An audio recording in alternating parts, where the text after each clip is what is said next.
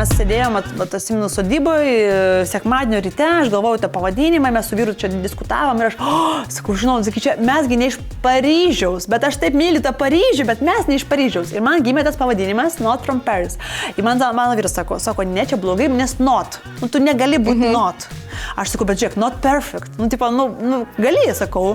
Ir jis sako, čia užkoduota jau tas not, jau blogai kažkas. Sakau, žiūrėk, man nesvarbu, aš taip tikiu iš tų pavadinimų. Man jis toks gražus, ne iš Paryžiaus, toks ir gimė. Kitą dieną aš išskrendu į H&M į Paco Rabanne pristatymą ir žiūri, mūsų Instagramą užblokavo. Mes tik pasileidom, dar klientas nežino, kad mes turim elektroninę parduotuvę, o ta kolekcija prisiūta ten belenkiek tūkstančiais pinigų įdėta į viską.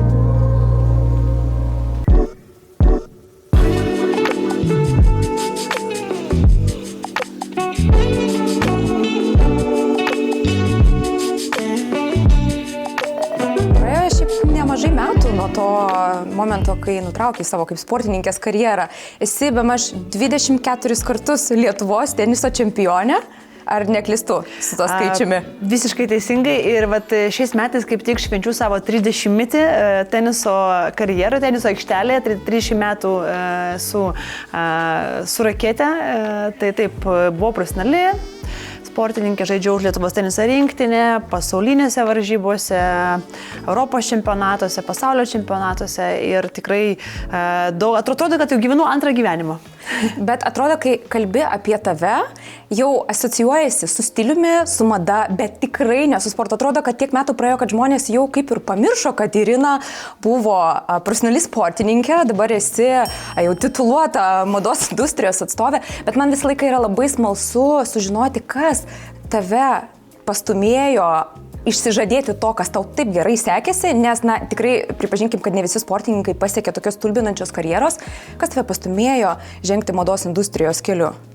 Tai galbūt atsakant savo klausimą, tai tenisas yra tikrai labai elegantiškas, gražus sportas ir jisai jau savame suprantama susijęs su mada. Jeigu mes dabar panalizuotumėm profesionaliausias tenisininkės, tai Marija Šarapova, Serena Williams, jos visos turi arba savo liniją, savo kolekciją sukūrusios ir tikrai vienaip ar kitaip yra susijęs su mada. Ta pati Venus Williams ėjo Vogue podiumų Paryžiui pernai metų, kai buvo pristatoma Vogue kolekcija.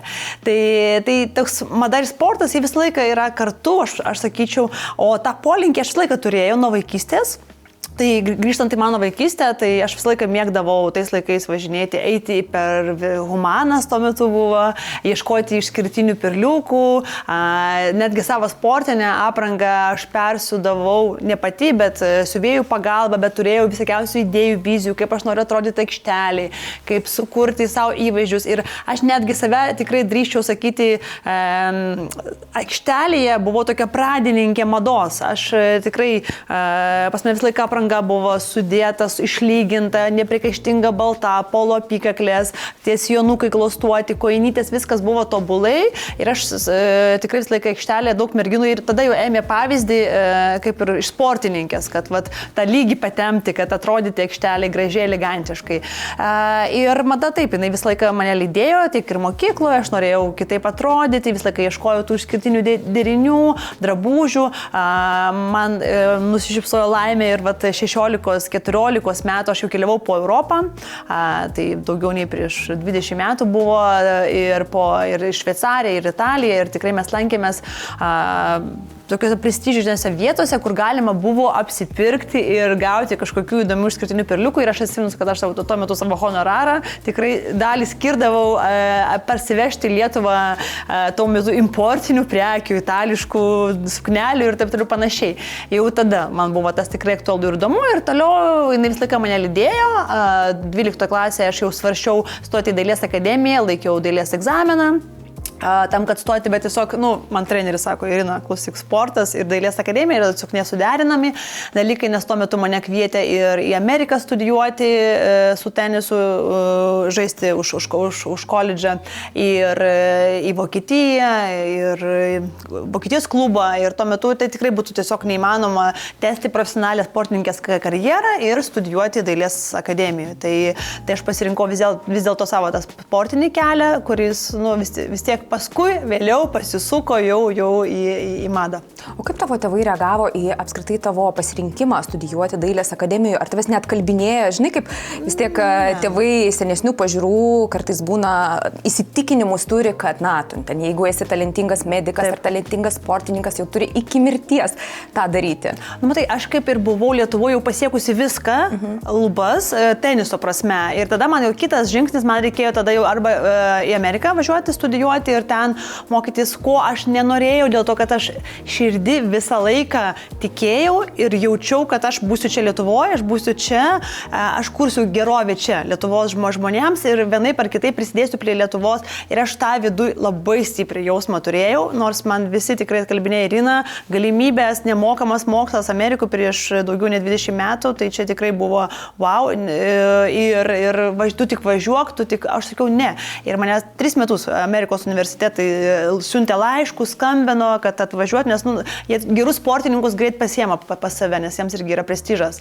Tai vad, bet ne, aš sakiau, kad aš Lietuvoje. Tarp kitko, 4 klasėje aš rašiau rašinėlį, kom aš būsiu, kai užaugsiu. Ir vat, prieš kelis metus mokytoja atidavė mano mamai tą rašinėlį ir ten buvo parašyta, kad aš gyvensiu Vilniui ir kad aš čia, žodžiu, kursiu savo, turėsiu vyrą ir ten, žodžiu, taip ir taip. Ir aš jau tuo metu 4 klasėje žinojau, kad aš Vilniui gyvensiu. Tai va, tai matyt gal tas kažkoks savo toks vidinis jausmas. Aš tikrai labai daug dalykų darau per vidinį jausmą. Aš nežinau, bet aš jaučiu ir aš tą darau. Tai tas vedė, o tėvai, mano mama visą laiką mane palaikė. Ką aš bedaryčiau? Manęs niekada nekritikavo, nei mokslą, aš norėjau, kaip aš galėjau mokytis, nei ką. Mane visą laiką palaikė, mane visą laiką tikėjo. Man mama sakydavo, Irina, tu geriausia, tau viskas pasiseks, tu viską padarysi. Daryk, kurk, eik ir tu būsi geriausia. Mano mama visą laiką tai. Niekada jokios kritikos aš negirdėjau, kad tu ten kažko negali, ar tu ten gali geriau, ar tu ten dar kažką. Mane tik tai sako, tau viskas pasiseks. Ir man pasisekė. Ir tau labai skiepijo pasitikėjimą ir iš tikrųjų matosi labai iš tavo dukros, kad jinai yra tokia, gerai, mes turėtumėm atskirti draugystę su savo vaiku nuo motinystės, bet atrodo, kad jūs esat tarsi geriausios draugės. Galbūt tai susidaro tokia iliuzija socialiniuose tinkluose, bet jinai tikrai seka tavo pėdomis ir matosi, kad tu ją be galo įkvepi.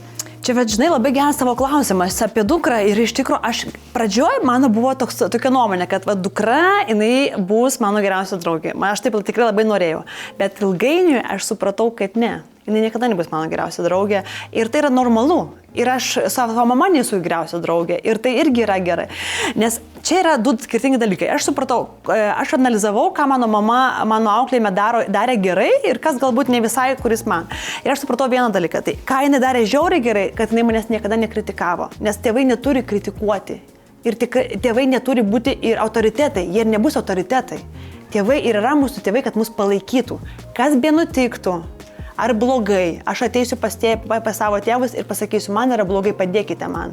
Jeigu aš žinosiu, kad mane tėvai ten kritikuos, muš ar nedaug dievė kažką ten, va tau blogai ir tu čia ten nepadės, aš niekada neisiu pas tėvus pasipasakot kažko. Bet jeigu aš žinosiu, kad man yra blogai, man tėvai mane paguos, tai tokia užuovėje tie namai, kur tau, kas be nutiktų, tu gali padaryti blogą sprendimą, gerą sprendimą, tave palaikys tave, o kai būdavo gerai ir aš ten kažką laimėdavau, mama sakydavo, valio, tu šaunuolė, tu ten, žinai, važiuojam į Akropolį, išsirink kokią nori ten suknelę naują. Ta prasme, va, čia buvo tas kažkoks paskatinimas arba apdovanojimas tavęs. Ir aš supratau vieną dalyką, kad aš savo dukros neturiu kritikuoti niekada.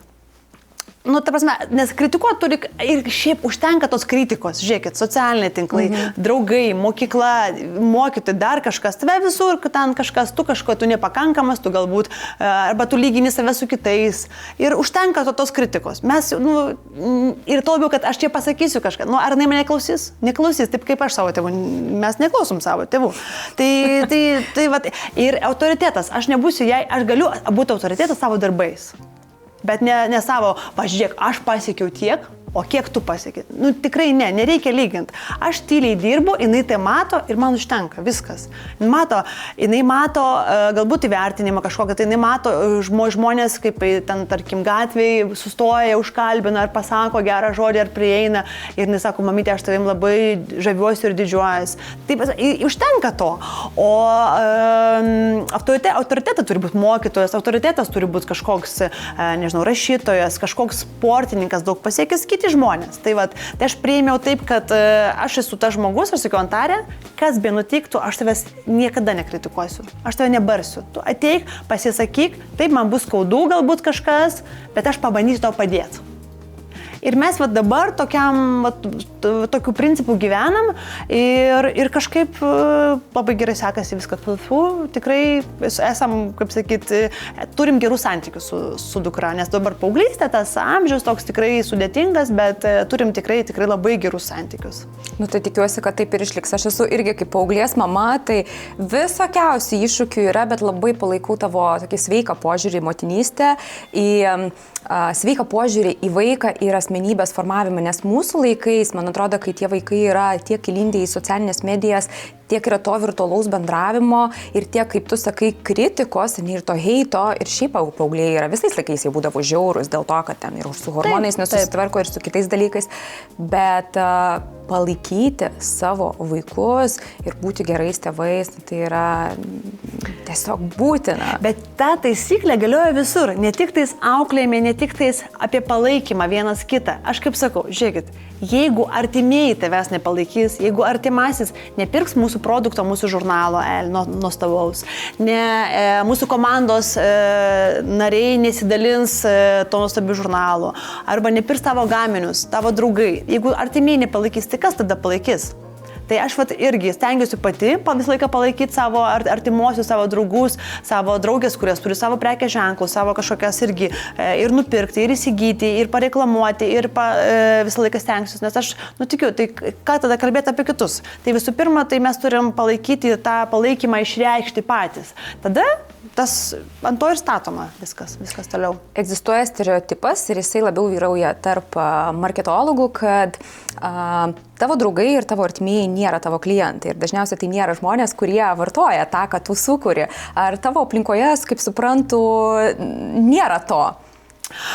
Gal toks teisingas yra, kad tai nėra tikslinė auditorija galbūt, ne? Ta prasme, kad tai nėra gal tikslinė auditorija, kad tu netaikai savo artimuosius ratą, bet aš labai, visi kas žino, aš labai tikiu savo produktu, aš labai jį myliu ir aš labai tą transliuoju visiems.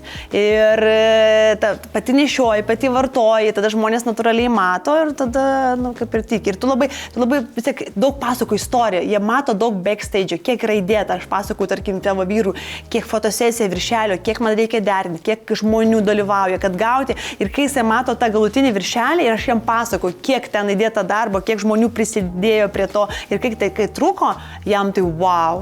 Sako, čia tai, sako, aš nežinojau, o čia atrodo, kad nufotografavot, įdėjot ir viskas ir važiuojat. O iš tikrųjų, kad čia yra 2-3 savaičių darbas ir ten apie 40 žmonių dirba prie žurnalo, tai aš manau, kad mes esam geriausi savo produkto ambasadoriai ir turim būti. Neturim gėdytis to. Turim eiti drąsiai sakyti, nes jeigu tai tu darai, ką tu tiki, tai why not? Vien Paryzėje nėra tavo pirmasis prekės ženklas, galbūt ne visi atsimeno, galbūt kažkas ir nežino. Gal galėtum papasakoti trupučiuką apie savo tą pirmąją patirtį, kuriant prekės ženklą, nes jisai, kaip suprantu, buvo dedikuotas būtent aksesuarams, rankiniams ir pirmą, ką tu sukūrei, buvo rankinukas. Ko aš tiek nekūriau šiam gyvenime, tikrai vienaip ar kitaip man mada visą laiką patiko ir aš turėjau ten aksesuarų savo prekės ženklą, kurie buvo prieš 10 metų. Kadangi aš rankinių iš vis esu mylėtoja nuo mažens, nuo mažų dienų, tai aš tikrai apie rankinę žinau daug ir man visą laiką tai buvo tokia aistra ir aš buvau sugalvojusi, kad kodėlgi rankinę nepapuošti. Ir kodėlgi prieš 10 metų, kodėlgi nesukurti rankinės aksesuarų prekės ženklą, kur būtų grinai aksesuarai rankinėm. Tai tada tu turi vieną juodą rankinę ir tu gali keisti aksesuarus tą rankinę. Tada tau gali būti ir žiemos variantas, ir vasaros variantas pagal viską. Ir aš buvau sukūrusi aksesuarų prekės ženklą, Candy for Back vadinau, taip primityviai prieš 10 metų ir vadindavosi Candy for Back. Ir tai buvo įvairiausiai papuošalai, aksesuarai, kas dabar yra trendas. Kas dabar yra trendas. Tai sakiausiai, kai metaliniai bumbuliukai, tada karoliukai, skarelės, įvairiausias viskas, kas puošia rankinę, tai aš susiradau menininkę, kuri man pagal mano eskizus verstos ir karoliukus ir darys tą visą, aš turėjau skirtingas. Tai va, ir jis sėkmingai, puikiai vystėsi ir tikrai viską, ką sukurdavau ir va ten visas draugės mane ir palaikė, žodžiu, visas ir pirko, ir nešiojo, ir darė, tai aš buvau prieš 10 metų tokia pirma entuziastė, kuri tiesiog kūrė tokį prekės ženklą, taip, tai buvo aksesuarų.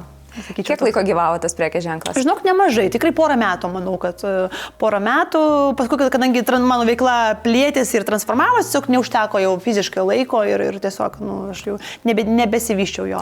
Bet tai baigėsi staigiai ar palaipsniui tu tiesiog nutraukiai gamybą ir jo vystymą? Žinok, dabar sunku man pasakyti, bijau sumeluoti, nebeprisimenu, kadangi aš esu Barbė devindarbė ir aš ir tiek ir dabar, tiek ir anksčiau 10 darbų dirbu, tai sunku pasakyti man dabar, reikia atsikapstyti iš. Tai va apie tą ir norėjau pakalbėti, apie tai, kiek tų darbų visokių atlieki kiekvieną dieną, bet labiausiai tu esi žinoma vis tik kaip stilistė, ar ne? Daugiausiai žmonės tave taip gali įvardinti. Kaip prasidėjo tavo kaip stilistės kelias? Apskritai, stilisto profesija jinai yra apipinta visokiausiais mitais, visokiausiais stereotipais ir žmonės įsivaizduoja ir dar dažnai tenka girdėti, kad stilistas tai nėra darbas ir maždaug ką jūs čia veikiat, bet kaip pakalbam su stilistais, iš tikrųjų tai yra juodas darbas ir netgi būti stilistu yra gerokai sudėtingiau nei prekės ženklo kūrėjų, nei dizainerių. Tai kokia buvo tavo ta pradžia ir kaip tu apskritai sugalvojai, kad noriu dirbti stilistės darbą? Tai iš tikrųjų, tai dabar jau tas, manau, kad pasikeitė žmonių nuomonė, tai yra kaip ir stilistas, kaip ir kirpėjas, ar bet koks kitos tokios mados industrijos profesijos atstovas yra tikrai suprantamas, žinomas ir reikalingas ir žmonės drąsiai naudojasi paslaugomis, bet tikrai, kai aš pradėjau prieš, dabar pasakysiu, 12 metų, tai tikrai buvo dar toks tabu galbūt, Lietuvoje buvo stilistų, Lietuvoje buvo tada tik tais žurnaluose stilistai pagrindiniai, tai yra Austėja Jablonskytė žmonių stilistė, tai buvo Lina Bernataitytė Liofesel tuo metu stilistė, Giedrė buvo Laima, tada buvo dar žurnalas stilistė, tai va, ir Justė, man atrodo, moters stilistė. Ir dar Marius Stanevičius dirbo irgi prie moters žurnalo kaip stilistas. Tai va viskas. Buvo tik tiek stilistų, kurie buvo žinomi, garsus, ir aišku mūsų grandai, amžinatilėse mano mokytoja Agnė Gilavičiūtė bei Agnė Gilytė, tai jau tokios jau buvo. Ir dar Kestas Rimdžius, bet jisai toks kaip ir stilistas, bet ir tai va viskas, buvo tik tiek stilistų ir jie buvo žvaigždės, tai aš juos žiūrėjau kaip, nežinau, į dievaičius. Tai va, tai mano tas darbas prasidėjo aš pradžioj, tai kadangi tuo metu susilaukiau Antarės dukros, pradėjau galvoti, ką aš noriu veikti be sporto, nes į sportą aš jau nebegrįšiu, tai ką aš pradėjau veikti ir aišku, mada, kadangi visą laiką buvo šalia, aš supratau, kad reikia ten giliau įlysti, nes man tas labai patinka, ne? Dalykas, o kaip sako, kad kas yra tavo hobis, tai pavers to darbu, tai kaip ir nereikės dirbti, arba reikės dvigubai, bet gausi ir malonumą. Tai taip ir buvo su mada, aš tuo metu man buvo 23 metai, 24 metai man buvo ir aš pradėjau domėtis, kur aš galėjau pasimokyti dar, kad įgauti žinių. Tai tuo metu buvo Mados akademija, tai aš baigiau įvaizdžio kūrimą ir tuo metu mano draugė Jurgita Jurkutė įkūrė socialinę erdvę 3 seseris.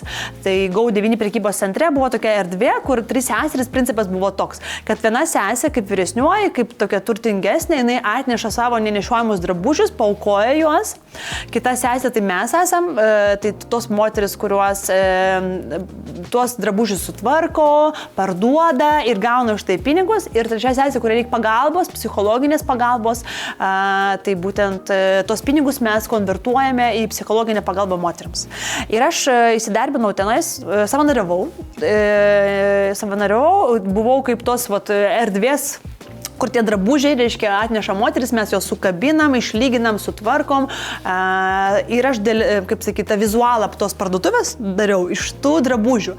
Ten buvo fantastiniai, ten buvo nuo Dioro, Louis Vuittono ir ten kažkokių tų tokių senų ir botegų drabužių nenešiojimų ponių iki ten tiesiog elementariai Mango, Zaros arba kažkokių tokių drabužių.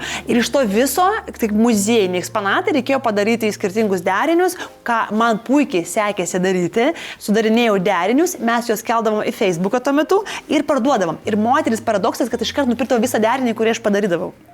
Ir taip mes galėdavom savo pajamas, tarkim, jeigu tu įkeli tik tais batelius ir žmogus nupirka tik batelius, o čia tu įkeli viską. Kelnes, marškinius, švarką, batelius ir rankinę. Ir moteris sako, noriu viso šitą įvaizdžio. Ir mes taip savo pajamas galėjom 3-4 kartus padvigubint, padidinti ir to pasiekoje uždirbti daugiau ir moteris galėtų daugiau gauti tos pagalbos. Tai ten vyko vakarais ir psichologų konsultacijos, įvairiausios praktikos psichologinės, kam reikėjo paskui ir kažko kitose miestuose, žodžiu, vyko tas psichologinė pagalba moteriams. Ir ten man prasidėjo mano gal kelias, tos pažintis ir tas prisidėjimas prie tų drabužių.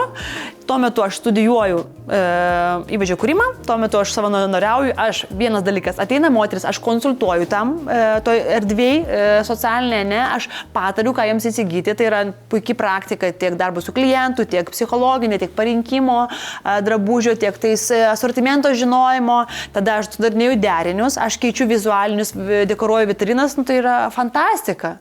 Ta prasme, man nemokamai duoda kurti. Tai prasme, aš dar būčiau susimokėjus ten, kad ten būti ir prisiliesti prie tų drabužių ir to unikalumą. Ir taip, man atrodo, ar metus, ar du mes ten dirbom, tikrai daug pažinčių. Aš turiu iš ten fantastinių moterų sutikusių, tai jau 13 metų, kurio dabar mano yra viena iš geriausių draugių. Mes susipažinom būtent ten, jinai irgi atėjo savanoriauti ir mes susipažinom ir Dovilė. Tokie mano linkėjimai, Dovilė. Tai va, būtent per tą žodžiu, darbą, tą savanoriavimą. Ten aš susipažinau taipogi ir su Simona Burbaitė, pasikoje, su kuria mes paskui porą metų irgi dirbom. Taip aš susipažinau ir su tą tokia Instagramo galbūt influencerių kultūrą. Ir darbu. Vėliau aš savanoriau dar vienoje vietoje, paskui aš pradėjau spintas tvarkyti, pradžioje savo draugiam, nemokamai, tada taip iš lūpų į lūpos, aš išbandžiau stilisto darbą kaip su asmeniniais klientais, paskui aš norėjau dar, nes man patiko visą tai, man patiko apskritai stilisto darbas, aš norėjau gilintis į tą industriją, tada aš įstojau mados verslą dar studijuoti ir toliau aš norėjau pabandyti su žurnalais dirbti, nes čia visoms yra svajonių mergaičių darbas yra stilistas arba darbas žurnale mados. Ir tokia istorija. Sėdim mes kaviniai, su draugiam dienos metu, geriam kavą, kažką tai kalbam, kažkoks skambutis. Man nežinomas numeris, pakeliu ragelį, sako, sveiki, čia jūs rekomendavo, tokia Julija, sako, čia jūs stilistė, sakau, taip stilistė, sakau, ar galite fotosesijas turėti? Galiu. Kada reikia? Sako, už valandos. Galiu. Taip, ir viskas. Aš išbėgu iš tos, man pasakė, kur reikia būti, už valandos ir viskas. Išbėgu iš tos kavinės, ne kokiam žurnalui, ne kokią fotosesiją, nieko nežinau, tiesiog, bet ten reikia atnešti drabužių 2 moteriams. Draugiam nieko nepaaiškinu, tiesiog išbėgu, sakau, paskui jums pasakysiu, bėgu į Gedimino prospektų tuo metu Zara, kuri dar dirbo, tiesiog nusipirku už savo pinigus drabužių. Gipirinių suknelių, kažkokiu tą žodžiu. Ir bėgau į tą lokaciją, kur aš turiu būti. Atvažiuoju, aišku, dar nieko nėra, atvažiuoju tuo metu dar Dainiušiukas, tai irgi tik pradėjo dirbti, tai vat mūsų irgi, kaip sakyti, jis iš Kauno važiavo su traukiniu tą fotosesiją. O fotosesija buvo žurnalų Aš ikona, virtuvės mitų griovėjams, reikėjo aprengti 2 konditerės, o aš jiems atnešiau gipirinės suknelės. Jos, aišku, atrodė ten klaikiai, bet nesvarbu. Svarbu, kad aš išgelbėjau tą fotosesiją, nes matyti, gal kažkokia tai stilistė, gal ar ten atsisakė, ar kažkas tai vyko, kad nebuvo stilisto, ar pavedė ir aš išgelbėjau. Ir nuo to laiko aš tapau didvyris, nes aš išgelbėjau tą fotosesiją, nesvarbu, kad aš ten buvo labai blogai viskas, iš mano pusės kaip stilisto, bet aš užgavau tą užtarnavimą, pasitikėjimą ir man pradėjo siūlyti daugiau darbo ir taip aš pradėjau dirbti žurnalą Aš ikona ir susipažinau su Agne. Ir visa komanda įsiliejo ir tada su virtuvės metų griovėjais, mes daug reklamų darėm ir žodžiu, prasidėjo mano toks jau komercinis, gal ne tai, kad komercinis, bet tas jau toks galbūt su pramogų pasauliu tas įsiliejimas ir su Agne darbas, taip. Nuo to prasidėjo. Tai žodžiu, nuo vieno skambučio, nuo vienos rekomendacijos, nuo noro nebijoti, daryti, dirbti ir nesvarbu kas, bet tas didelis noras, jisai visą laiką atveda anksčiau ir vėliau prie tavo tikslo. Bet galbūt nebuvo viskas taip blogai, jeigu tau dar kartą pasiūlė dirbti su Ne, tai aišku, kad nebuvo taip blogai. Aš tiesiog, mes visą laiką esam savikritiški ir dar ypatingai, jeigu tu pasižiūri 12 metų atgal ar ten 10 metų atgal, ta fotosesija tai taip, aišku, vertini dabar šiom akim. Tai. O šiai dienai tavo profesijai, kokios yra tavo mylimiausios dalis šito darbo ir galbūt ko tu labiausiai nemėgsti, bet prisiverti daryti? Nes reikia. Stilisto, ne? Taip. Aš atvirai pasakius, jau mažai stilizuoju, pati kaip tas dirbantis stilistas, aš stilizuoju, žurnale tai stilizuoju, tai mūsų žurnale stilizuoju, asmeninis jau praktiškai ne, nes tiesiog laiko nėra, šiaip mielai daryčiau viską dar, nes man viskas patinka. Dirbu su žmonėm, individualiai, turiu individualių klientų, tai spintos revizijas, asmeninės konsultacijas ir ką aš dar darau, tai nemokamos konsultacijos Instagrame pas mane visą laiką moterims visoms. Tai viską tai darau nemokamai. Kas man nepatinka, viskas man patinka. Ne, man nėra. Man darbas yra šventė, malonumas, aš laukiu, kad galėsiu dirbti. Aš kaifuoju nuo savo darbo. Tai... Ta prasme, nuo viso proceso. Bet mes rytoj turim žurnalo fotosesiją, jau prieš 3 savaitės mes pradėjom ruoštis, aš dabar vakare ten atsigulį pas mane deriniai, ten ką ir kaip aš ten visiems pasakoju, ten mūsų plaukų meistrai, ten makiažą, koks makiažas, aš ten į tą procesą visiškai laukiu, tos fotosesijos viršelio, man tai yra didžiausia šventė. Ir kad viskas būtų sustiguota, sudėliota, kad būtų maistas užsakytas, kad visa komanda būtų aprūpinta, kad visi gautų viskas, ko reikia. Kad drabužiai būtų patys geriausi, įvaizdžiai patys stilingiausi, žodžiu, aš proceso žmogus. Čia yra atėjęs iš sporto tikriausias dalykas, man visą laiką patydavo treniruotis. Tai tu treniruojasi 7 valandas per dieną, 6 dienas per savaitę. Ir žaidži varžybas tik, ne visą laiką, ne kiekvieną dieną. Tai tas proceso dalis yra be galo maloni ir aš esu darbo žmogus ir aš labai mėgstu tiek dirbti, tiek treniruotis, tiek man visas procesas viskas patinka nuo idėjos sugalvojimo iki to momento, kai tu rašai herojų sveiki. Mes jūs norėtume matyti ant mūsų žurnalo viršelio, tu lauki tos reakcijos, tu matai, kaip žmogus tiesiog nušvinta ir jam, tarkim, dabartiniai mūsų herojai, aš parašiau prieš Kalėdas, jinai sakė, čia yra geriausia kalėdinė dovana, kuria galėjo būti, jinai tokia laiminga, jinai tokia dėkinga ir aš nuo to esu tokia irgi laiminga, kad jinai laiminga, žodžiu, visi aplinkui vien laimingi. Tai reikia, aišku, pačio proceso, kai tu jau žurnalas keliauja spaustuvę, tą dieną, kai žurnalas ateina į tavo rankas, kai tu matai, kaip gavosi ant printo, nes kartais skiriasi tas, tu matai, tu vartai tas nuotraukas ir tu žiūri ir galvoji, o gal, kaip čia gražu viskas. Tai va. O kur tu sėmėsi įkvėpimo, sakykime, kuriant žurnalo viršelį? Ar tai yra tik tais tavo pareiga, ar tu daliniesi su kolegomis ir jūs kūrėte kartu? Apskritai man įdomus tas procesas, kaip vyksta tas pasiruošimas. Va, tu, nežinau, sėdi geri kavą ir sugalvoji, kad šį kartą tema bus tokia ir tokia. Ar tai ateina spontaniškai, ar tu specialiai tam ruošiesi, ieškai tikslingai to įkvėpimo? Oi, ne, tikrai nenoriu savo nuopelnų prisimti, tai visiškai yra mūsų nuostabios komandos darbas. Tai yra, tikrai aš ten esu maža dulkė tik tais visame kame, dėl to, kad yra Artūras, yra Simona, yra Elena, yra mūsų direktorius Tadas, yra Indrė, yra Agnė, yra daug nuostabių žmonių, mūsų Dalia ir Ieva, tai žmonių, kurie dirba prie to ir tai yra komandinis darbas, kur mes visi, aišku, yra temos, mes kiekvieną numerį ir mes visi galvojame, mes turim susirinkimą, mes ateinam su savo idėjom. Ir kiekvienas tas idėjas, bam. Tiesiog kartais tu būni atėjęs pasiruošęs labai, nes tu turi kažkokią, tai žiauriai tiki, aš tikiu šitą herojį, aš taip matau, kad kaip gražiai galime ją atskleisti ir padaryti. Ir aš ateinu iškart super pasiruošus. Aš jau iš karto moodboardas, čia žiūrėkit taip, o čia gal taip, o taip mes padarysime taip, ir dar anaip, ir žiauriai gerai, čia bus visiems puikiai. Ir aš tiesiog moku gal parduoti tą idėją, tai kartais, tai viskas nuo tavo pasirašymas, kai tu ateini labai pasiruošęs, labai apgalvojęs ir turi komandai ką pasiūlyt, kartais žmonės tiesiog neturi kažkokių prieštaravimų, tai jie mato tavo tą ugnį, akise užsidegimą, sako, Irina, daryk, ir tada tu gerai imi viską į savo rankas ir ten organizuoji, viską dėlioji ir kaifuoji nuo to proceso, o kartais ne, kartais ateini, tarkim, kažkoks kitas meno, kuris galbūt aš nematau to herojos, ar nemano, dažnai būna, ne tavo, tada aš imam komandą, kas labiausiai tiktų tam herojui, kuris stilistas labiausiai atspindėtų tą mūsų mūdą ir tą įvaizdį ir mes pagal tai dėliojam komandą ir taip irgi yra buvo, bet tikrai aš ten esu mažiausias, manęs nebūtų, tai tikrai Artūras ten puikiai viską sudėliotų. Tai. O kalbant apie tavo spintą, tu labai dažnai daliniesi tiek Instagrame, tiek YouTube'ai, savo įvaizdžiais, savo drabužiais ir susidaro įspūdis, kad, tavo spintai reikėtų net viso namo. Šiaip įdomu, kaip tu formuoji savo garderobą, nes tikrai daug esu apie tave skaičiusi ir pasižiūriu tavo stories ir pasižiūriu, kaip tu rengiesi, kokie tavo kažkokie nauji įkvėpimai. Kokie drabužiai tavo spintoje tau yra asmeniškai svarbiausi, be kurių tu neįsivaizduoji savo spintos? Labai geras klausimas, labai platus. Dabar kaip tau sakyti? Dabar galvoju, pradėkime nuo to mano spintos dydžio.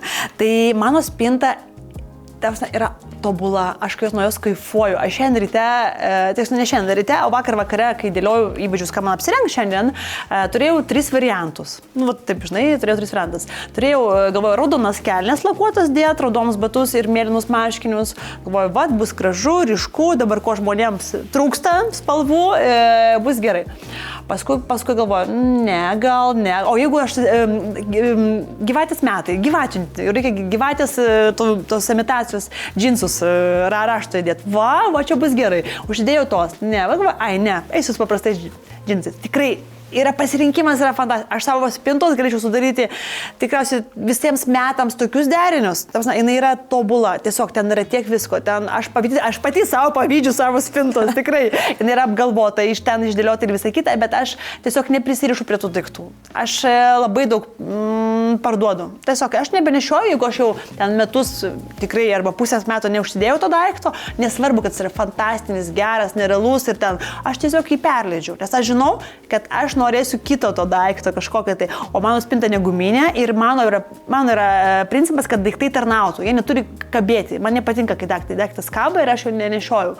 Daiktas turi tarnauti, mes perkam, kad jisai tarnautų ir aš noriu, kad jisai yra toks geras ir kodėl jisai dulka mano spintai, kad jisai tarnautų kitai moteriai, kad jisai teiktų džiaugsmą kitai moteriai, nes mano daiktai yra tikrai labai atrinkti, labai kokybiškai apgalvoti ir aš jau matau tą kokybę, net nereikia prisiliesti prie to daikto. Ir aš tikrai galiu atsakyti 100% už savo daiktų kokybę ir ten, žinai, originalumą ir ten tą priežiūrą. Tai aš noriu, kad jinai tarnautų kitai moteriai. Tai aš parduodu, aš labai dažnai parduodu. Aš turiu kitą paskyrą, kur aš įsidedu, tai ten greitai per minutę daiktai už simbolinės kainas tikrai. Stengiuosi, kad tai būtų prieinama. Tai man kai kurios mano klientės, kurios pastoviai perka ir sako, aš bankrutuoju, bet aš ir labai džiaugiuosi, nes sako, visi daiktai tikrai apgalvoti, sako, aš niekur kitur neperku, jeigu tai tinka dydis, žinai, tai sako, tik tais iš jūsų spintos, nes tikrai stengiuosi labai už simbolinės kainas atiduoti, kad tik tais tas daiktas tarnautų kitai moteriai, o aš žinau, aš esu mados mylėtoja, aš esu fanė, man patinka apsipirkinėti, man patinka naujienos ir aš savo dar nusipirksiu, dar atrasiu naujų daiktų. Tai kas tavo garderobė tau asmeniškai yra svarbiausia? Rankinė, aišku, tikriausiai, tai tikriausiai rankinės, pas mane yra tikrai jų kolekcija įspūdinga ir aš dar noriu. Kiek tu šiandien turi rankinių? Apie 30 gal jo. Nes kažkokiam interviu skaičiau, kad tada dar turėjai 10. jo, 10 ir tai jeigu aš nusipirku naują, aš turiu tą parduoti. Tai taip, čia buvo, dabar apie 30 tikriausiai jau išaugo tas skaičius, nes negaliu jau, tokių yra gerų su tokiom istorijom, kur negali parduoti toksai. Bet, po truputį aš tokį stengiuosi balansą kaip sakyti, bet aišku, yra tos, kurios labiau vasarą nešiojamos rankinės, yra kurios žiemą, ir kurios vakarinės, ir kurios kasdieną, tai negalys, ta prasme, tikrai aš nesu eilinė moteris, ta prasme, ne tai, kad eilinė, bet aš esu mados moteris, aš turiu tiek turėti rankinės vyriausiam progom, prie skirtingų derinių, čia tikrai nesu pavyzdys, kaip sakyti, kiek reikia rankinių turėti savo spintui. Pagal ką tu renkiesi rankinę? Ar tu renkiesi pagal tuo metu vyraujančią tendenciją? Ar tu renkiesi pagal tai, koks tavo mūdas? Kas tave įkvėpė pirkti rankinės? Manęs čia mane draugė biški įkvėpė ir užkrėtė rankinių paieškom ir mes kartu turim labai gerą bendrą temą. Mes medžiojant tos rankinės, aišku, jau žiūrim senas, su istorija ir taip toliau. Jo, ir vis laiką įdomu, kaip kiti žmonės, kurie yra addicted nuo rankinių, pagal kokius kriterijus renkiesi. Žinok, nėra tokio kažkokio tai jeigu, tarkim, kaip klientai patart, aš turiu tą, jau ten, jeigu tai būtų tavo vienintelė arba antra rankinė, taip, man jau nėra, man jau yra visai kiti dalykai, kadangi aš jau turiu tas bazinės juodas klasikinės rankinės, tai man jau visai kiti dalykai imponuoja kitam pirkimui, taip, tai yra ir tavo nuotaikas, ir tendencijos vyraujančios, ir kažkoks prekės ženklai trendsetteriai, tai yra daug tokių dalykų, nes aš realiai visą laiką nusipirku rankinę ir jinai išpopuliarėja po metų, tik tais, arba po pusantrų eina į topus. Tai, aš, kadangi žinau tas tendencijas, tai man tas fainas net jausmas kartais nuspėti. Nusipirkti daiktą, kuris nėra dar madingas, bet jisai bus po pusės metų madingas. Arba tas, aš žinau, kad tos rankinės žiauriai gera rankinė, jos kaina kils. Nes pradžių paleidžia žemiau, pamato, kad jinai paeina, tada ją padina kainą. Tai aš turiu daug keisų, kur aš nupirkau, kai tik jinai pasileido, daug pigiau ir paskui jinai išbrango. Tai, tokių irgi yra pas mane rankinių. Paskui, kai aš parduodu, man neskaudu. Nes aš parduodu už tą kainą, kurią aš nusipirkau, o jinai dabar paaugus tą kainą, tai aš nieko nepraradau. O kokia yra tavo pati mylimiausia? Galbūt turi kažkokią ypatingą istoriją arba kurią tu dažniausiai dediesi ir bet vyrai pasakytum, kad čia yra mano mylimiausia rankinės, kuris labai vaibinu. Tikriausiai ir mes Birkin. Būsiu banali gal, bet jeigu reikėtų vieną rinktis, kuri būtų patogiausia tokia ir kurią dažniausiai ten visur tinka, tai tikriausiai būtų šitas rankinukas. Galbūt kokią nors rankinę turi kažkokią ypatingą istoriją, kur, pavyzdžiui, nežinau, buvo labai sunku gauti ir tau reikėjo lipti Kiekviena, man atrodo.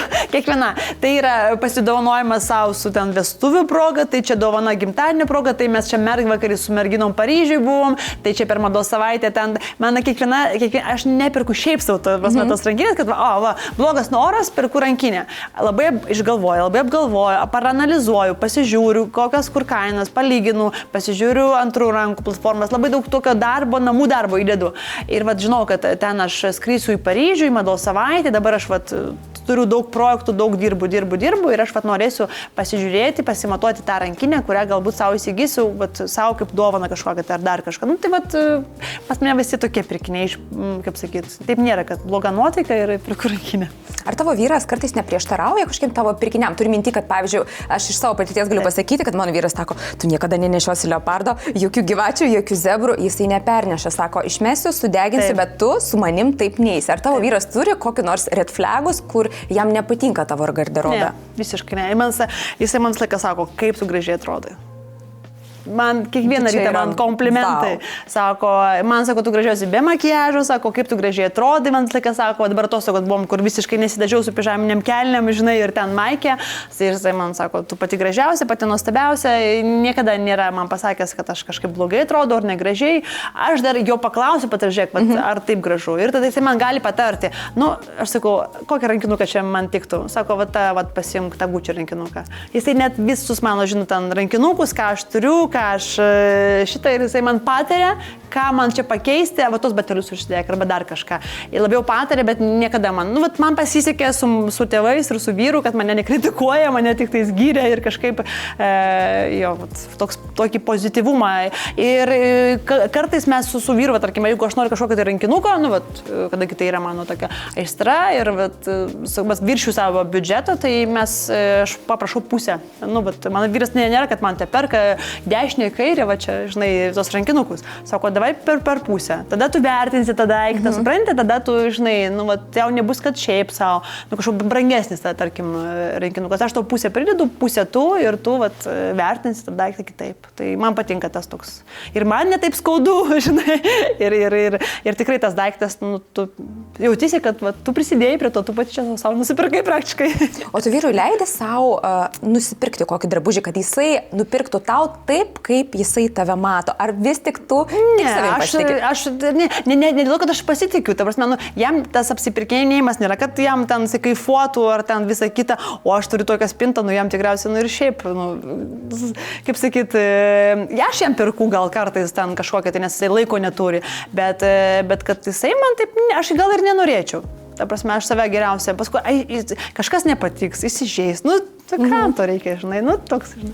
Noriu paliesti tokią vieną jautrę temą, mes šiaip apie ją kalbam praktiškai su visais pašnekovais ir tu kaip stilistė, kaip žmogus, kuris dirba su drabužiais, vis tiek esi industrijos dalis, tai manau, kad tai liečia mūsų visus. Mes dažnai kalbame apie tvarumą ir dabar žmonės yra irgi apsėsti to tvarumo ir egzistuoja tiek įvairiausių sąmokslo teorijų jau šią temą ir žmonės patys esame pasimetę, kas tau asmeniškai yra tvarumas, ar jisai kažkuria prasme egzistuoja tavo gyvenime. Tiesiog įdomi yra tavo nuomonė, nes tu, kaip ir sakai, labai myli drabužius, tu juos pirki ir čia gali būti irgi toks kontroversiškas dalykas. Labai įdomus tavo požiūris yra į tai. Iš tikrųjų, tai tiek ir mūsų prekės ženklas yra visiškai tvarus absoliučiai, tiek ir aš pati, tai sakau, visur reikia balansą. Tai aš kaip ir minėjau, kad aš tuos daiktus parduodu paskui. Jie tarnauja tikrai kitiems nuostabioms moteriams. Taip nėra, kad pasme kalnai drabužių ten tų guli. Toliau aš kaip stilistė, tai jau mano yra darbas moteris suorganizuoti garderobą taip, kad jinai neprisipirktų nenešiojamų drabužių. Jau mano misija yra daryti moters tvarę spintą, kad jinai pagal jos poreikius, kad tie drabužiai tarnautų ilgai. Aš matau kokybę, plus, nu, va, tų drabužių. Pati, mano buvo sugalvota per karantiną ir paleista online asmeninė stiliaus kapsulė, kai aš moteriams sudarinėjau tos stiliaus kapsulės, kurios jos galėtų nusigyti savo 10-12 daiktų, kuriuos nešiotų įdėliotųsi tarpusavį pagal jų gyvenimo būdą, pagal jų poreikius ir visą kitą. Tai aš buvau ta pradininkė, kuri, aš nežinau, kiek aš tų kapsulių esu padariusi, tai aš jau negaliu sakyti save, kad aš čia kažkokia tai vartotoja, tai kiek mano darbė tame yra. Grįžtant prie mano prekės ženklo, mes viską gaminam limituotai, mes viską, ką mes gaminam, mes parduodam, mes absoliučiai neturim likučių. Visi likučiai, kurie pas mus lieka iš audinių, jie keliauja, mes darom jų gumytės, ten dar kitus aksesuarus. Nu, žodžiu, ten aš galiu pasakot.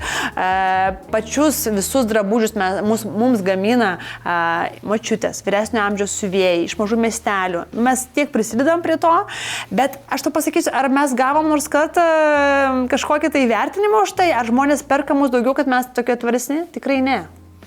Aš abejočiau šito tavo teiginiu, kad čia visi labai tokie tvarūs pasidarė. Ar Lietuvai dar mes nesam pribrendę? Yra dalis žmonių, kurie ten mažiau vartoja viską, nu tai pradedam nuo rūšiavimo, ten tų atlikų, ne? Bet tai bendroji masė, tai tikrai dar toli, dar mums augti ir augti iki to tvarumo tokio tikro. Tai va, bet aš, kiek aš galiu pati, tai 100% aš tą darau, prisidedu. Visų pirma, tai mes visiškai neperkam, aš tarkim neperku kažkokių ten labai pigių, nu, iš tų kinietiškų, ten, nežinau, dalykų. Visi tie drabužiai, praškai, arba pagaminti čia Lietuvoje, arba iš lietuviškų tų parduotuvių. Tai. Čia ne kiek žmonės pasidarė tvarus, bet kiek daug pradėjome kalbėti apie tai, ar ne, kelti temą. Ir mes diskutavom su keliom stilistėm, kad žodis tvarumas tapo tarsi mados judėjimu. Tai tapo mada būti tvariu, ar ne, ir čia gaunasi toksai netgi, sakykime, priešingas dalykas. Tu sakai, kad tu esi tvarus, bet tu perki humanui ten milijonus tų drabužių, kurių tu nenešioji. Ir tai jau savaime nėra tvaru, ar ne? Tai pats dalykas, tas pats veiksmas, jisai prieštarauja tam žodžiui tvaru. Čia, žinai, čia balansas. Visų pirma, mes neturim nieko smerkti. Netgi kas ir perka daugiau ar mažiau, ar kažką ir sakyti, va aš čia toks gerėtis, o čia va jūs tam, niekada nereikia, čia yra žmogaus pasirinkimas. O visur kitur turi būti balansas tarp asmenybės, jeigu tavo asmenybė va, būtent ir atspindi tai, kad tau užtenka tų 5 drabužių ir tu su jais puikiai būni ir pas tave minimalistiniai namai. Nu, pas mus yra, tarkim, vaikai, ne, kuriems reikia pirkti žaisliukus. Aišku, aš žiūriu, kad nebūtų tos plasmasės ten daug. Nu, atkreipi tos dėmesį. Tai manau, kad visur turi būti balansas. Ir nereikia čia, žinai, kad būtent, jeigu tu už tau judėjimą, labai cool, aš palaikysiu tave visada, tai yra tikrai gerai. Ir einam, dirbam, kalbam apie tai, bet kad tai nebūtų jau toks obsessed, jau, žinai, kad smerkimas kitų žmonių, o save išaukštinimas. Kalbant apie tavo prekės ženklas, apskritai labai mažai informacijos apie jį yra, kada tu jį įkūrei ir apskritai kaip gimė idėja, kad nori įkurti prekės ženklą. Taip, pagaliau priėjom prie šitos istorijos. Tai mano prekės ženklo istorija, čia buvo iš vis net pirma sukurta tokia kaip ir mini kapsulė, kadangi mano dukra Antarė lanko prancūzų licėjų, jinai kalba prancūziškai ir aš esu obsessed prancūzijos, mylėtoja visiškai. Ir aš tiesiog sugalvoju, kad va tokį truputėlį prancūziško vaibo kapsulę, tokią drabužių limituotą kiekį turėti pas save. Kadangi aš daug dirbu su moterim, aš tikrai žinau, ko jums reikia, ko trūksta rinko, apskritai dirbu su prekės ženklais. Ir mūsų pati pradžia prasidėjo nuo tokių dryžuotų long sleeve'ų, tuo metu tikrai dar niekur nebuvo apskritai tų palaidinių ilgom rankovėm, nes aš susidurdavau su tą problemą, kai aš nešiodavau švarkus ir mano klientės daug nešioja švarkus. Ir kai yra žiema ir tu tos maikutės trumpom rankovėmis tau nepatogu ir nemalonu dėtis, nes yra audinys pamušalas, kuris yra šaltas. Ir tau yra šalta. Tai tau ir megztinio tu po švarku jau nebesidėsi. Marškinių tu ne visą laiką nori, nes irgi, ir glamžosi, ir reikia į valyklą nešti. O tą palaidinę ilgom rankovėm, tokia kaip ir maikutė, yra tikrai labai geras iššūkis. Ir aš tiesiog rinkoje nepamačiau, kad jų yra. Tai buvo tokia galbūt pagrindinis dalykas, tai mes pradėjome, tai mūsų buvo stiprioji pusė, tie long sleeve, tada kaip juos padaryti įdomesniais ir išskirtiniais, mes sugalvojame, aš sugalvojau tos prancūziškus įvairiausius frazės, išsiuvinėti ant jų, tai čia šonė, kad jie nesimatytų, bet būtų toks kaip akcentas. Ir galų galę tas dryžuotas raštas, marinistinis irgi Prancūzija, tokia irgi yra užuomina.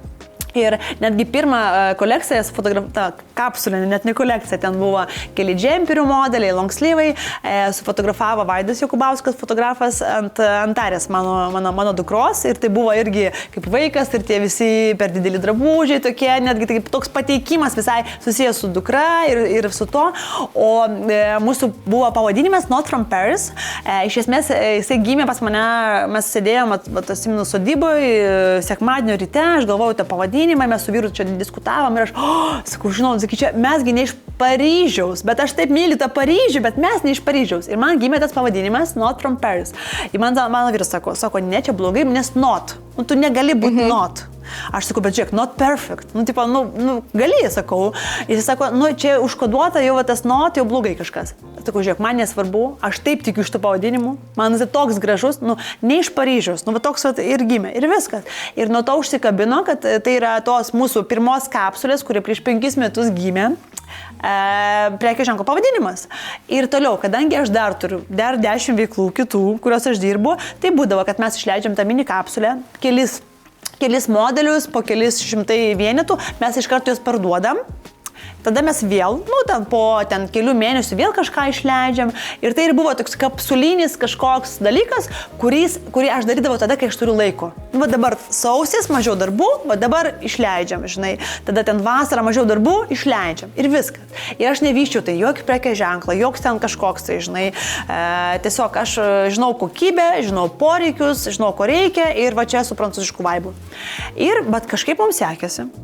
Pirko ir išpirko, ir mes taip augom, po truputį, tada aš sugalvoju, kad reikia švarkų, nes aš švarkų žmogus, man patinka švarkai, žinau tobulus kirpimus, žinau audinius ir mes įvedėm tą būtent šanelinio to stiliaus, tokių tvydinių švarkų, kurie irgi labai pasiteisino ir aš pati buvau kaip ambasadorė, aš nešiojau tų švarkų, labai mėgau jos, mūsų fantastiški siuvėjai, kurie nepriekaištingai siuvo tos švarkus ir taip mes po truputį augom užaugom, jau atsirado švarkai, tada atsirado marškiniai, atsirado, vienas žingsnis po žingsnės, tu pati supranti, kad kiek tai kainuoja įsivesti naują produktą į rinką, lekalūs pasidarimai, kadangi aš pati nesiūnu, man reikia dar ir konstruktoriaus, man reikia ir kartais ir dizainerio, aš pasisamdau, kuris man, žinai, padarytų kažką daugiau, pabraižytų ir papasakotų siuvėjams, kaip pasiūti. Tai tikrai daug to ir investicijų daug.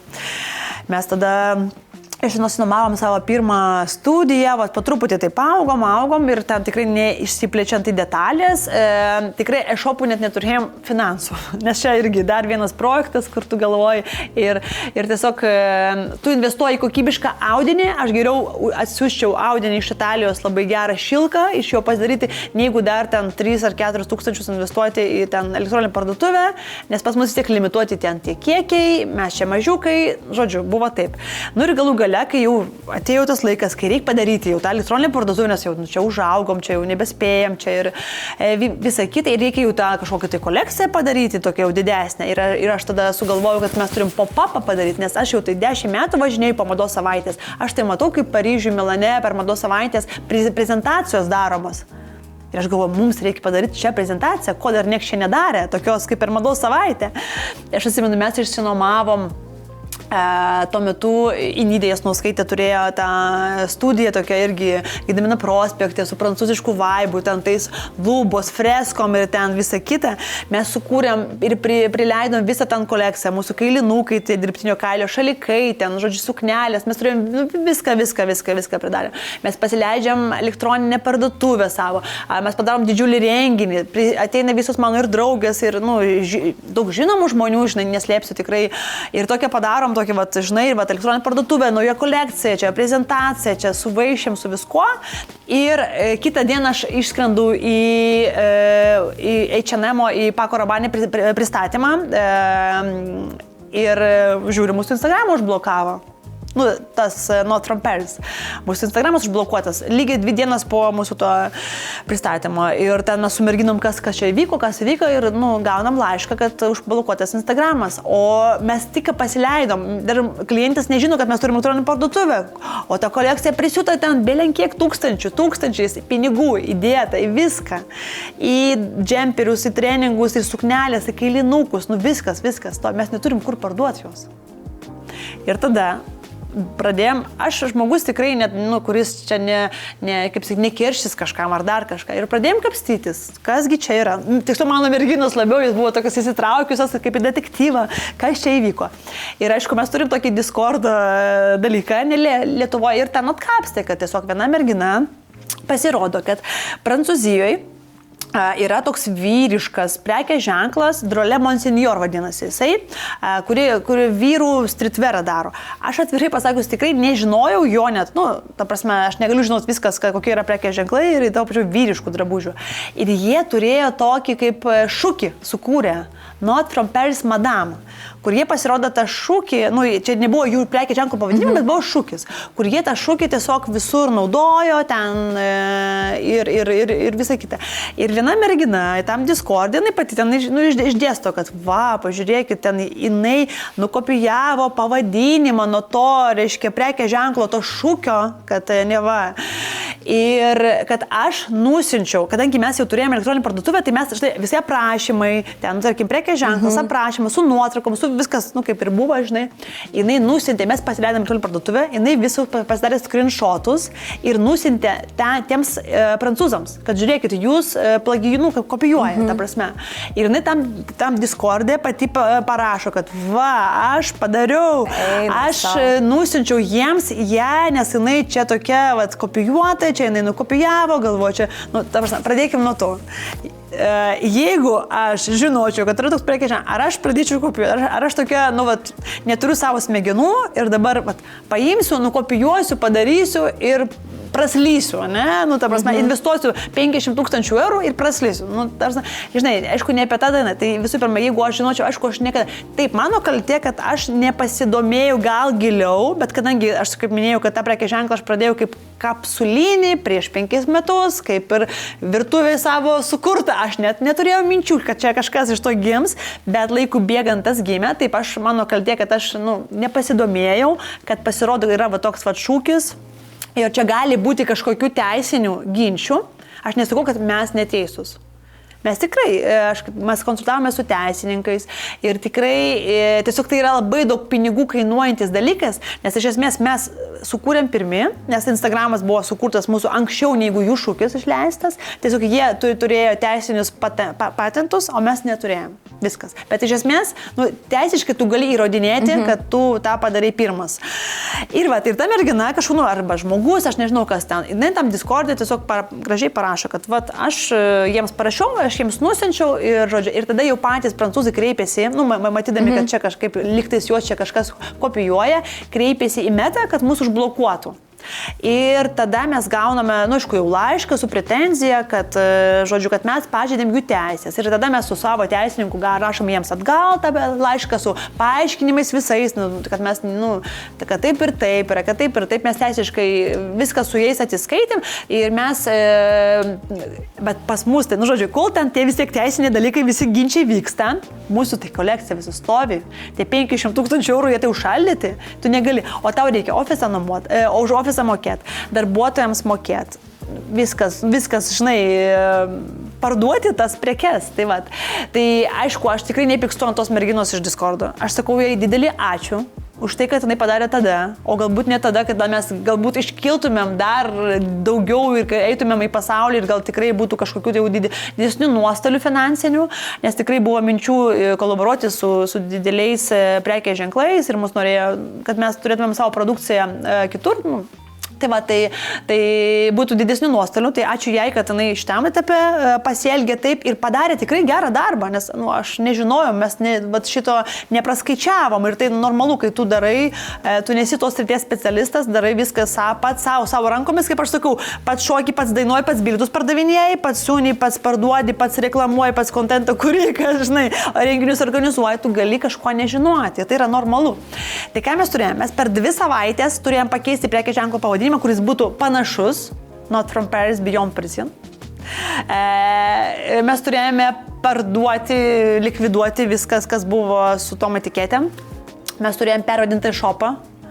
Mes turėjome žiauriai daug iššūkių. Tai aš 2 savaitės tuo metu nemiegojau, aš atsimenu, Vičiukui buvo ten, kiek čia buvo, ten metukai su ten viršum, tai aš 2 savaitės realiai nemiegojau, mes tik tai sėdėjom prie shopą, ačiū mano nuostabiai komandai Gabijai ir Marijai, kurios buvo kartu, kurios padėjo visus patentuoti, pervadinti, su teisininkais bendrauti, ten, krūva reikalų, mes tikrai išsikapstėm, tikrai buvo sunku moteriams dar ir paaiškinti, kodėl, taip ir taip, bet tai vyko taip ir tai yra pamoka ir viskas, bet ačiū Dievui, viskas gerai baigėsi.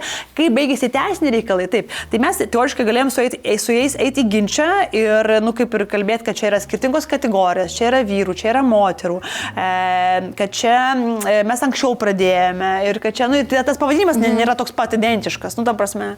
Ir ten yra daug tokių kabliukų, už kurią tu gali kabintis, tiesiog aš tikrai nemažai sumokėjau teisininkams jau už atsakymus, tai aš tiesiog neturėjau tokių finansinių galimybių eiti į ginčą dėl pavadinimo ir aš pagalvojau, kad mes Lietuvos rinka, mes esame mažiukai ir čia yra lengviau susikurti kažką naujo, negu eiti ir ginčytis ir vis tiek, žmonėm, žinai, įrodinėti, kad tu nenukupijai, o tu, žinai, anksčiau tą padarei. Bet viskas yra gerai. Bet aš teisingai supratau, kad jūs turėjot susimokėti jiems už tą neva pažeidimą? Ne, mes neturėjom, nes mes nieko nepažeidėm, kaip ir, ta prasme, mes su jais nusprendėm taip, kad mes su jais susitarėm taip, kad mes tiesiog nenaudojam. Toliau mes pervadinom ir viskas. Ir ne, mes nieko neturėjom susimokėti.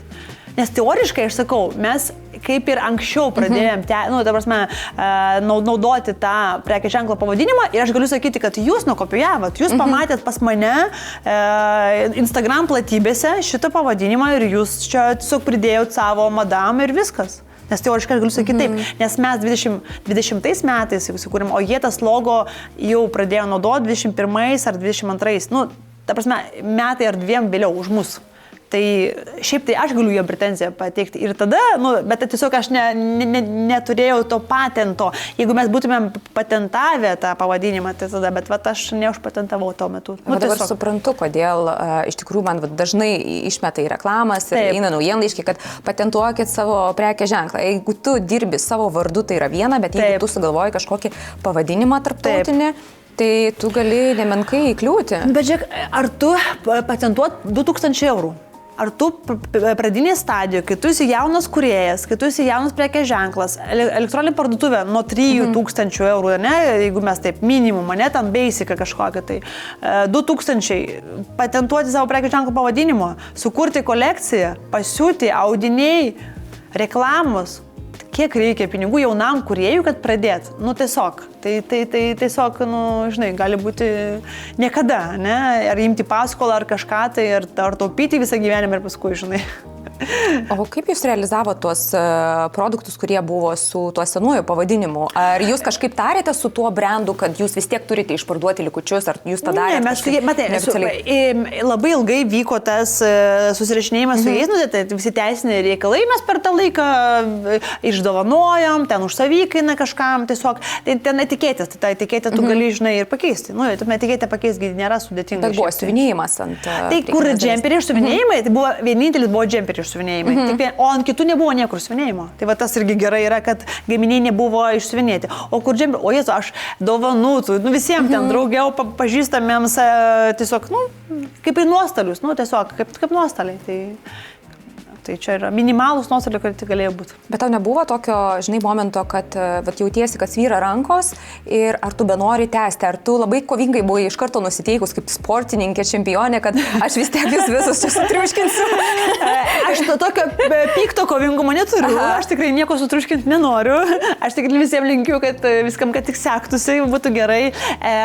Iš tikrųjų, tai taip, čia galbūt, žinai, tas reagavimas į problemas arba į tokias situacijas sudėtingas, tai pas mane, taip, gal čia yra ir sporto, galbūt genai, galbūt dar kažką, bet tai pas mane iššaukia tokį mobilizaciją ir sudėtingose situacijose racionalų protą ir tiesiog veiksmų planą, ką dabar daryti, jokios panikos nėra, rankos tikrai nesvyra, aš galbūt esu per daug pozityvus žmogus ir per daug myliu šitą veiklą, kad aš galėčiau tiesiog lengvai ranką užsidaryti, tai mes lygiai taip pat ir dabar, kiek yra sunkumų, tu patiri prekės ženklą, tu kiekvieną dieną gali užsidaryti. Nes neperka, nes brokas, nes ne tą pasiuvo, nes jeigu aš taip galvočiau, aš jau tikrai seniausiai nieko nedaryčiau. Kiek yra iššūkių ir problema kiekvieną dieną, aš laiką tik savo merginoms nepanikuojam, bet kokia problema yra išsprendžiama, nieko nėra išsprendžiama. Tiesiog imi ir sprendi ir viskas. Yra būdai A, B, C, tiesiog kokį būdą tu pasirinksi sprendimą. Čia jau priklauso nuo tavęs, nuo tavo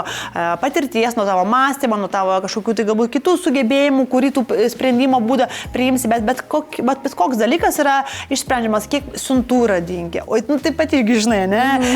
Tu kiekvieną dieną audiniai neatvažiavę, turėjo atvažiuoti, atvažiavo brokas, siuvykla pasiuvo, ne tą pasiuvo, ten dar kažką. Čia N ir 100 kartų yra, kiekvieną dieną yra iššūkiai, kiekvieną dieną. Tai jeigu tu tiesiog stresuotum ir susidurtum su tais iššūkiais, tu sakytum, viskas, ačiū, viso gero ir jau seniausiai nieko nebedarytum. Bet kol kas dar darau, tai reiškia dar myliu tą madą. Tai kaip tu įsivaizduoji savo brandą po 5 metų? Ar esi išsikėlus savo kažkokius ilgalaikius tikslus, kuriais tu tikslingai eini? Taip, tai mano didžiausia svajonė, tai aišku padaryti Runway šou, tai čia yra mano didžiausia svajonė.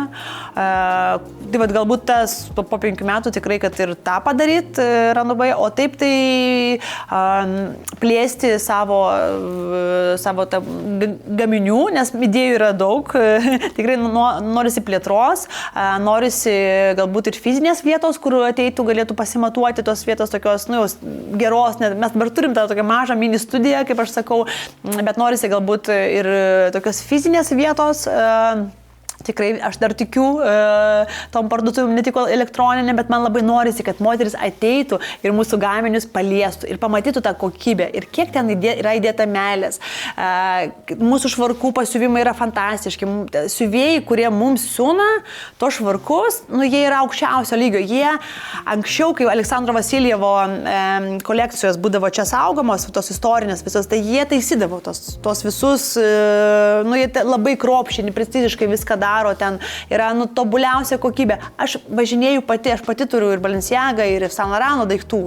Aš žinau tą kokybę. Ir jeigu tu padėtum Balenciaga ir mūsų, būtų mažas skirtumas, tikrai labai mažas. Galbūt ten kažkoks konstrukcinis, labiau gal, bet audiniai pas mus irgi labai išieškoti, labai kokybiški. Aš žinau audinio kokybę, žinau, kokia turi būti sudėtis, kad tai net nusiburbuliuotų, kad nebūtų karšta, kad nebūtų šalta, žinau, koks būtų pamušalas. Nu, čia yra tiek darbo, tiek patirties įdėta, tiek aš per savo rankas praleidžiu prekės ženklų prekių, kad jau apie tai aš žinau tikrai daug.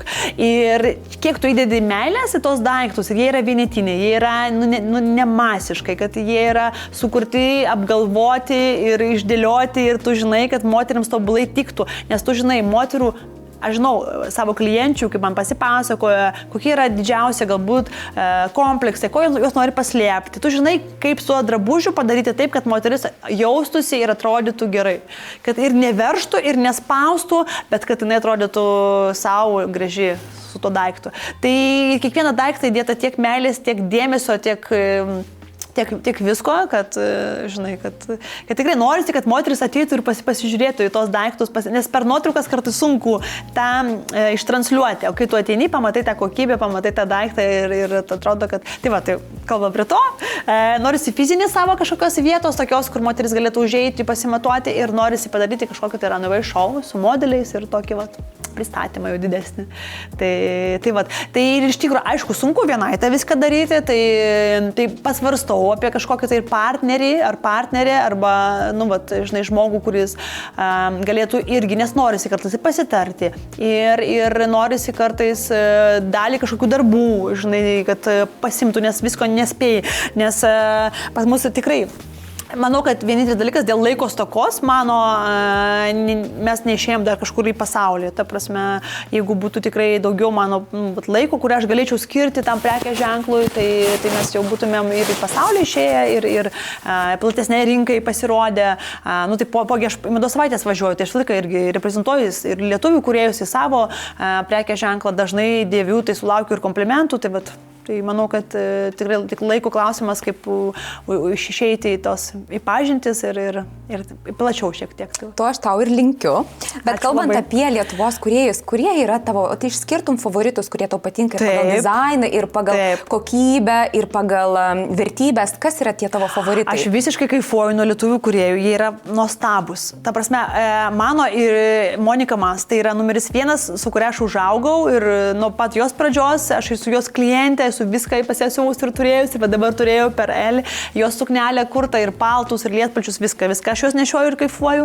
Jeigu galėčiau, tikriausiai renkčiausi nuo galvos iki kojų Monikos drabužiais ir aišku, ir tos ready to wear viską turiu. Toliau, Reda Paula. Be proto fantastinis, paskutinį švarką dabar, kuris aš jos jau neišlipu, tiesiog. Aš nežinau, kaip galime taip tobulai sukurti tą švarką, tiesiog jisai yra, aš netgi sakau, reikia prašyti Redai, kad antrą užsakyti tokį pat, nes aš bijau, jeigu aš šitą sunešiosiu, nes aš tikrai visur nešioju, kad aš turėčiau antrą tokį pat. Tai Ramunė Pekautaitė, mano iš vis yra, nežinau, ikona visiškai ir stiliaus ir jos visi drabužiai yra, bet vakar buvo parduotuvė čiupinėjau ir tiesiog, ta prasme, kaip tai galima, jinai ir pietkelnes, ir batus, ir diržus viską daro. Čia yra tiesiog didžiulį pagarba ir žavesys. Man be galo viskas gražu irgi, jeigu tik galėčiau nuo galvos iki kojų būčiau Ramunės drabužiais, tuomet taip, tikrai labai daug dabar, kad nieko negalėčiau pamiršti kažko ir Salanidą megztiniai, man fantastiniai, bet aš turiu tam baltą nešioju, žinai, tikrai moteris nuostabiai ir Unlabel Ina, fantastiška, ką jinai daro ir, ta prasme, tikrai labai daug ir MK Drama Queen merginos. Aš visus myliu, žiūrėjau visus Lietuvos dizainerius, ta prasme, kurie daro ir pernai iš Giedriaus Padlausko kepurę pasėmiau, tą su bumbuliuku įsigijau, žinai, savo.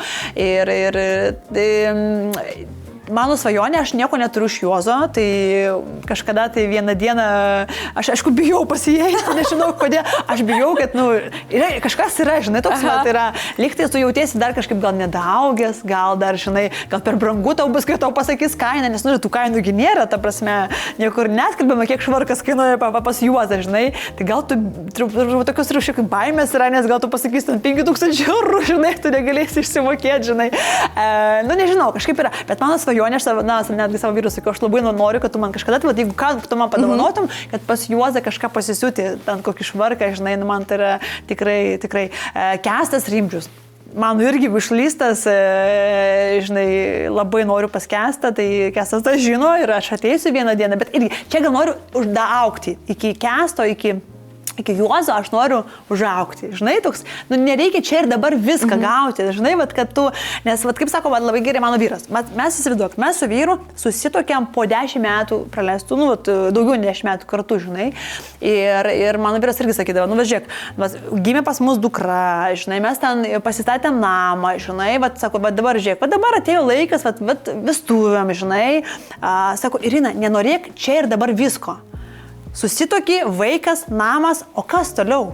Sakau, žiūrėk, mes turim 15 metų beveik, dabar pas mus gimė sūnus, žinai, sakau, pas mus visą laiką yra medaus mėnuo, mes visą laiką esame kažkokiam laukime, kažko laukti, kažkada, ir įsivaizduok, mes dabar turim, žinai, 2,5 metų vaiką ir mes vėl jauni tėvai, ir mes vėl išgyvenam to jausmą, vienas yra paauglys 13, o čia yra 2,5, čia yra fantastinis jausmas ir tu kaifuoji nuo tos motinystės, nuo tos tėvystės, nes tu išgyveni viską dar kartą ir aš atsimenu, kai man man buvo 24, ne? Ir aš jau ten visiškai viskas kitaip.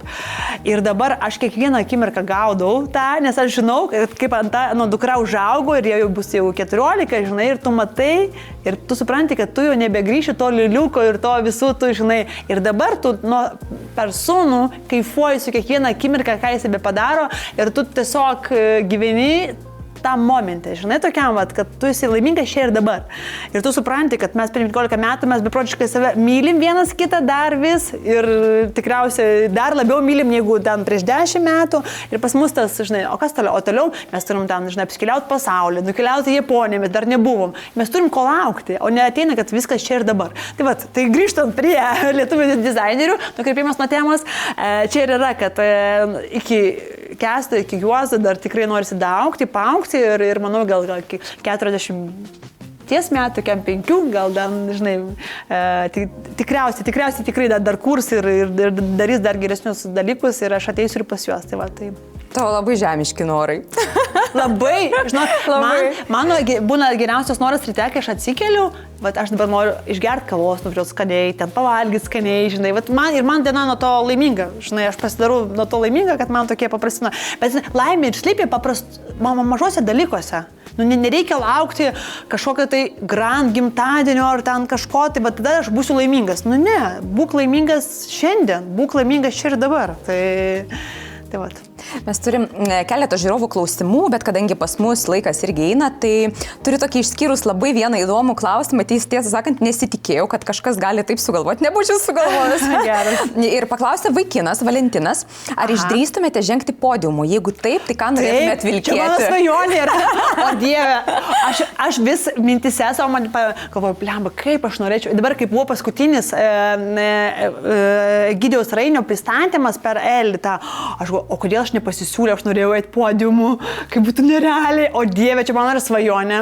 Aš nemoku, niekada neėjau, bet aš apie tai tikrai drąsiai labai svajoju. Labai geras klausimas, tai tikrai įsiskaito mano mintis.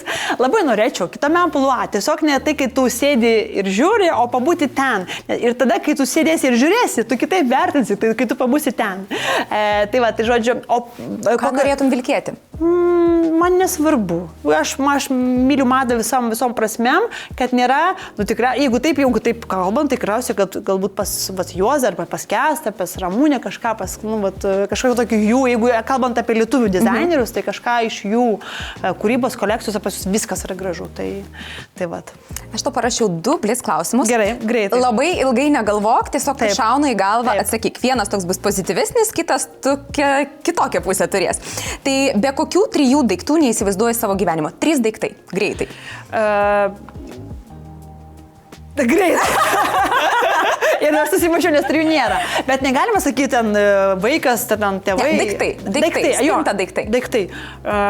Gerai, rankinukas tikrai neįsivaizduoju savo gyvenimą. Veido kremas tikrai irgi pasitepti. Arba ten kosmetika kažkokia tai.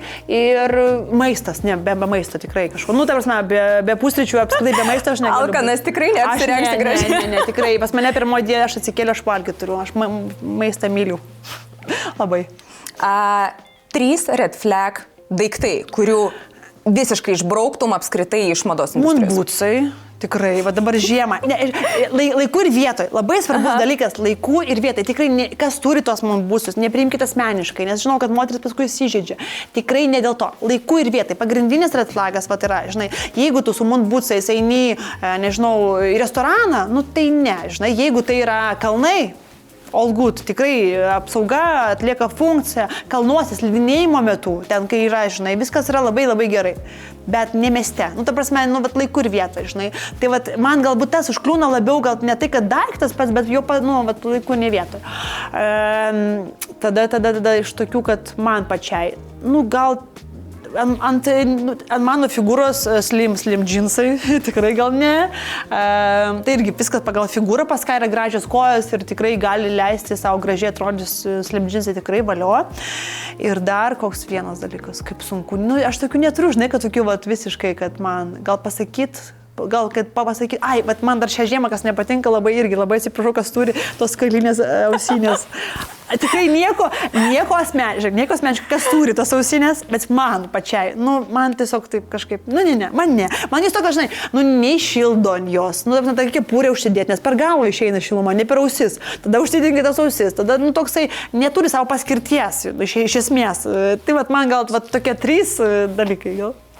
Nu ką, mes atėjome į pabaigą. Aš be galo džiaugiuosi, kad 25 metus mes galėjome atidaryti būtent su tokia įkvepiančia moterim kaip tu ir aš manau, kad žiūrovai mūsų labai apsidžiaugs, kad šiais metais pradedam ir biškiai ir apie stilių ir pakalbam apie prekės ženklą, apie kurį nieks kažkodėl nekalba. Buvo labai įdomu tavęs paklausyti, kaip tu su tokiu entuziazmu, su tokiu užsidėgymu kalbi kaip apie savo vaiką, nes tai yra visiškai tavo 3 vaikas, kurį tu sukūrėjai savo rankomis, įdėjai visą savo know-how, visą savo patirtį, kad tu tikrai labai tau rūpi kokybė, tau labai rūpi klientas ir kad su tokiu atsidavimu tu darai tą, ką tu mėgsti labiausiai. Ir iš tikrųjų, kai klausiu tavęs, kodėl tu paaukoji sportą dėl mados industrijos, aš dabar suprantu, kad tu irgi degi tuom ir kad tau tai kuria kažkokią didžiulę vertę, kad tau tai yra prasmė ir kad tu nuo to kaifuoji ir tu matosi, kad tu esi laimingas žmogus, kad tu daug šypsaisi, esi tokia, nu, nežinau, šilumos klydė. Tai labai ačiū tau už atvirumą, už entuziazmą ir, žodžiu, nenustok kurti ir labiausiai tau noriu palinkėti eiti podiumu. Labiausiai noriu tau palinkėti, kad tu organizuotum tą savo kolekcijos pristatymą ir ne tik Lietuvoje, bet ir užsienį, kad žmonės pamatytų, ką tu darai, nes tai yra labai faina ir svarbiausia, kad tu esi laiminga. Ačiū tau labai, ačiū už pakvietimą, ačiū už gerus klausimus.